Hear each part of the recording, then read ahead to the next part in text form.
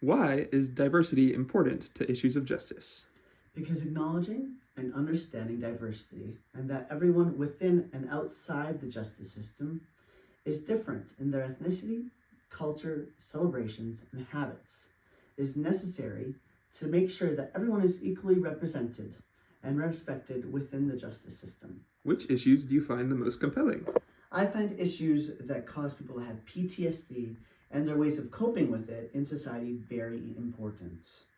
PTSD stands for post traumatic stress disorder and usually comes as a result of a traumatic event happening to a person.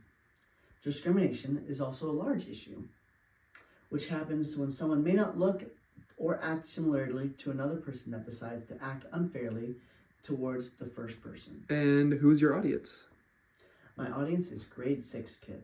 What is the first key concept and examples you want your audience to learn?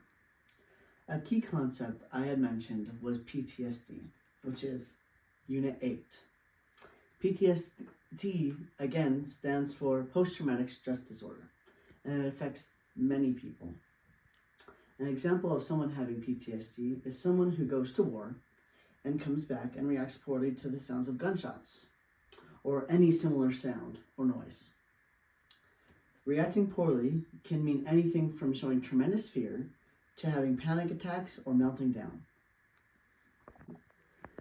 Another example of PTSD could be someone who had an unfortunate encounter with a bad police officer, and the reaction to every encounter with the police they have had since has been to run away because of the PTSD they have had from the first time. These are a few examples, but there are many ways of getting PTSD and many different ways it can show itself. However, there are ways to heal. Time is a big factor, as the longer it has been, the less severe symptoms often get.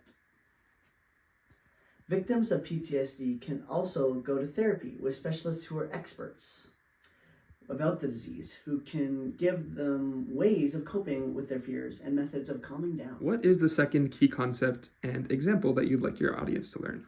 Another key concept is visible minorities. This term is outdated and refers to any person who is visibly not the same race as the majority of people in a certain area. In a lot of cases, racism is performed against these people and unfortunately can cause trauma. People who are Indigenous, Asian, and Black are often the victims of this kind of discrimination, but sometimes a visible minority may even be a white person, depending on where you're from. Generally, a person who is part of a visible minority is a person of a different ethnicity from the majority of people around.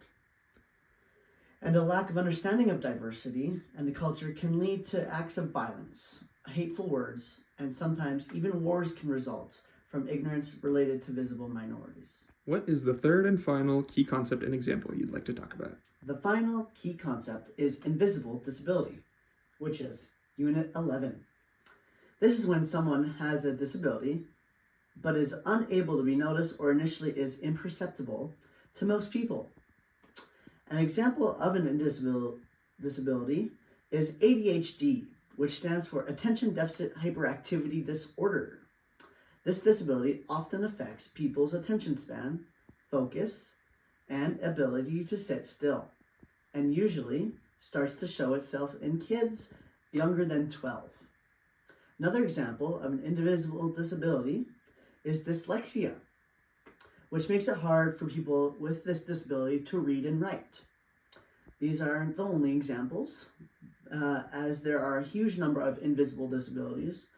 This is why it is very important not to judge a person by the way they look, because you never know what may be affecting them even though you can't see it. What is the main problem motivating your presentation, and what common misconceptions are you attempting to address? The main problem I have tried to talk about is discriminations toward people of different cultures, attitudes, and races. The biggest common misconception that I want to address is the fact that in our current day and age, there's always racism happening. Just because it's not happening to you or it's not happening in the news doesn't mean it's not happening to other people. By understanding this fact and by teaching and helping others to understand it, maybe we can all work together to try to stop these issues. However, if society stays ignorant and the issues I've talked about today aren't addressed, it will be very difficult to make a more fair system for everyone, and the world will be worse for it. How can the course material aid in moving towards constructive solutions, and what ideas do you have about constructive solutions or steps for moving forward? This course helped a lot with teaching me about various subjects like racism and discrimination in depth, and I will help with constructive solutions by trying to convince many people to read the textbook.